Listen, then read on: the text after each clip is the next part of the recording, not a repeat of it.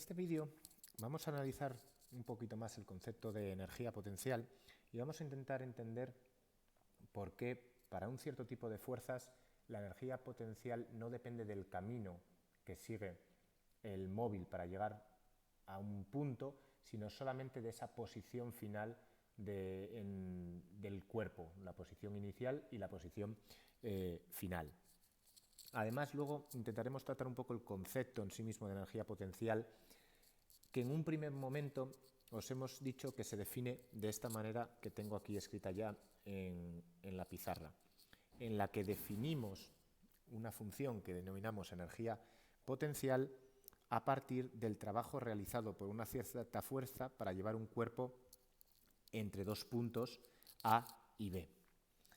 Realmente, en esta especie de definición, vamos a decir, ya hay implícitas ciertas restricciones, porque realmente estamos hablando de un tipo de fuerzas en el que efectivamente podemos definir una función a la que llamamos energía potencial de tal manera que el trabajo que realiza la fuerza asociada a esa energía potencial para llevar el móvil de A a B no depende del camino recorrido, sino solamente de esa posición inicial A y esa posición final B.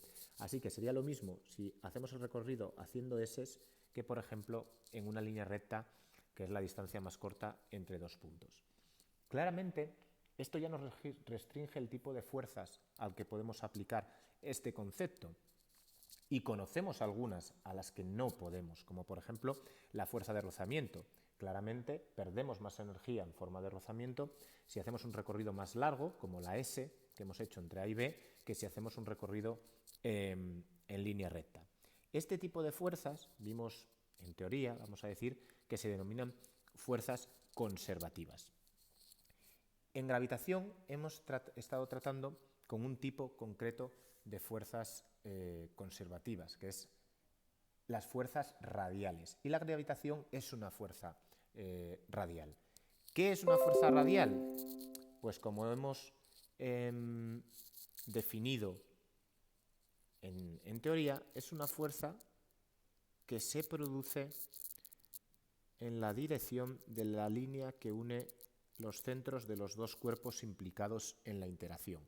Y claramente la fuerza gravitatoria es de este estilo, porque como bien sabéis, cuando dos cuerpos interaccionan gravitatoriamente, están ejerciendo fuerzas en la misma dirección, pero sentidos opuestos uno sobre el otro. Es decir, que hemos estado tratando con un tipo de fuerza que tendrá un valor F en la dirección del vector unitario radial, que es el que estamos llamando normalmente R pequeña.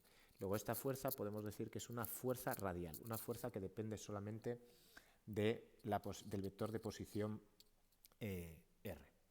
Estas fuerzas tienen algunas características bastante especiales y que nos resultan muy útiles en el cálculo. Y es que cuando definimos la energía potencial e intentamos resolver la parte izquierda de la ecuación, el trabajo para llevar una masa de A a B, esta integral para llevar una masa de A a B para el caso de fuerzas radiales acaba siendo la integral entre A y B, pero solamente expresados A y B como la distancia de esos dos puntos al origen de coordenadas, al punto origen de la fuerza,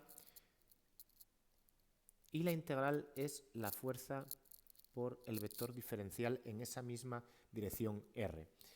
Y no se me ha olvidado nada en esta integral. Como podéis ver aquí, hemos perdido ya el carácter vectorial de la integral del trabajo. El producto escalar ya está hecho. Y esto es lo que queremos ver un poquito hoy, analizar por qué esto es así y por qué para fuerzas conservativas la integral acaba dependiendo solo de la distancia. Para ello tenemos que analizar varias herramientas matemáticas en las que tenemos que hacer un pequeño paréntesis. Primero vamos a fijarnos en el producto escalar. El producto escalar de dos vectores A y B, por ejemplo, tengo aquí el vector A y el vector B, con un ángulo definido entre ellos que suelo llamar θ, pues el producto escalar entre estos dos vectores se define como el módulo de A por el módulo de B por el coseno del ángulo que forman. Pero permitidme que pensemos en este producto escalar de una manera un poco distinta. Imaginad que mis ejes de coordenadas, porque a mí me da la gana, los coloco de tal manera que lo que solemos llamar el eje X coincide en este caso con la dirección del vector B, y luego tengo el eje perpendicular Y, que realmente en este caso no va a ser importante. Cuando nosotros hallamos las componentes de un vector utilizando la trigonometría, si yo os pidiera que ahora hallarais las componentes del vector A, la componente X, lo que solemos llamar A sub X, es el módulo del vector por el coseno del ángulo que forma con el eje horizontal. Pero ese coseno y ese ángulo es θ, el que estoy definiendo para poder definir, y perdonadme, valga la redundancia, el producto escalar.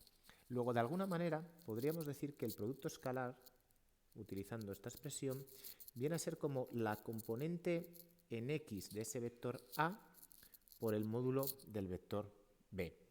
Pero aquí he hecho un poco trampa. Estoy llamando a esto componente X porque son unos conceptos, una notación que vosotros ya estáis un poco acostumbrados a utilizar. Pero realmente decir la dirección X es hacer un poco de trampa. Yo podría haber definido mi eje X ahí o en otro sitio. Lo que sí puedo llamar, es decir, que es la componente, o como sí lo puedo llamar, perdonadme, es decir, que es la componente de A en la dirección de B. Y eso siempre será lo que ya hemos escrito debajo, el módulo de A por el coseno del ángulo que forma con B. Esto en matemáticas tiene un nombre y se le llama proyección. Lo podemos expresar como P de proyección del vector A en la dirección de B, por ejemplo. La proyección del vector A en la dirección de B. Y además luego multiplicamos por el módulo de ese vector B. Luego, el producto escalar, en cierta manera, podríamos verlo siempre como una operación que relaciona una parte de un vector, en este caso la, o la parte del vector A que va en la dirección del segundo vector B. ¿De acuerdo? Y esto lo utilizaremos un poquito más adelante en la resolución de la integral que tenemos arriba.